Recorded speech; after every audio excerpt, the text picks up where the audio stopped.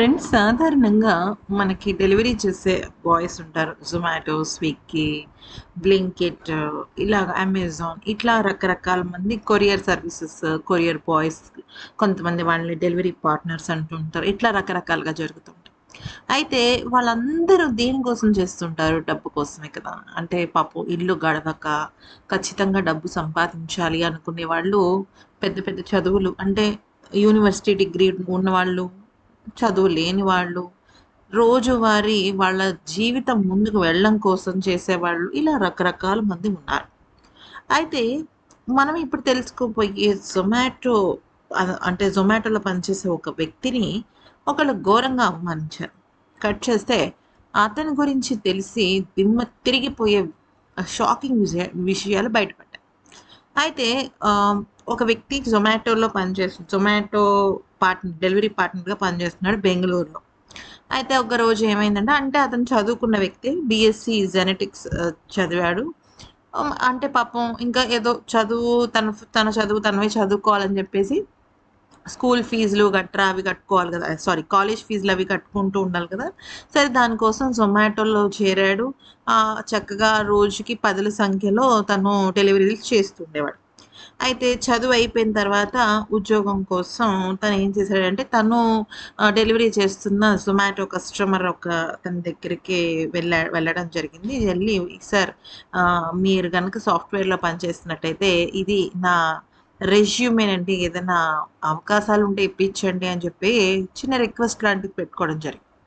అయితే ఇమ్మీడియేట్‌గా అతను, నువ్వేందయ్యా సాఫ్ట్‌వేర్‌కొచ్చేది? ప్రతి వాళ్ళు సాఫ్ట్‌వేర్‌కి రావటమేనా?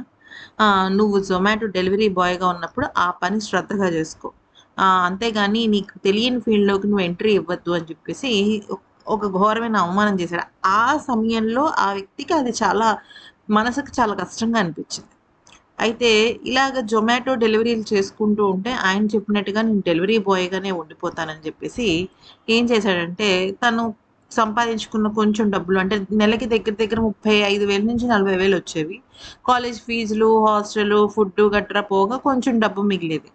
సో, ఆ డబ్బుతో తను కోడింగ్ నేర్చుకోవడము, ప్రోగ్రామింగ్స్ రాయటము, రకరకాల సాఫ్ట్‌వేర్ కోర్సులు నేర్చుకోవటము, దానిపైన ఆహ్, కొంతమంది తెలిసిన వాళ్ళని, తెలియని వాళ్ళని అడగటము, ఇలాగ చేసుకుంటూ ఒక సంవత్సర కాలం పాటు తను అలాగే ఉండిపోయి అంటే ఈ ప్రోగ్రామింగ్‌లు నేర్చుకుంటూనే జొమాటో డెలివరీ బాయ్‌గా ఉంటూనే తను 2021 ఎండింగ్ అంటే సుమారుగా 2022 ఆ టైంలో తను అస్ట్రేలి అని ఒక ఏఐ కంపెనీ పెట్టేసాడనమాట. ఆ ఏఐ కంపెనీ ఎందుకు పెట్టాడంటే, తనలాగా చాలామంది ఏఐ నేర్చుకోవాలనుకున్న వాళ్ళు, అలాగే ఎంతోమంది చదువు మీద శ్రద్ధ పెట్టి, ఏదో పైకి రావాలి అనుకునే వాళ్ళకి ఆ మార్గాన్ని సులభతరం చేసేదే ఈ ఏఐ కంపెనీ అనమాట. అయితే ఒకప్పుడు పాపం ప్రతి ఇంటికి వెళ్ళి ఏదో తన పొట్టకూటి కోసం తన జీవితాన్ని ముందుకు నడిపించే సూరజ్ బిస్వాస్ ఇప్పుడు ఏఐ కంపెనీ పెట్టాడు. మొత్తం ప్రపంచ దేశాలు ఈయన ఒక ఏఐ కంపెనీని గుర్తించడమే కాకుండా అద్భుతమైన రికగ్నిషన్ వచ్చింది. మంచిగా కోట్లలో టర్నోవర్ కూడా వస్తుంది. అయితే ఇతని తండ్రి రోజువారీ కూలి. రోజుకి ఒక 300, 400 వస్తే తప్ప జీవితం ముందుకు వెళ్ళదు. అలాంటి తండ్రి పాపం ఇంక కాదనకుండా, లేదనకుండా తినని కొంతవరకు చదివించాడు.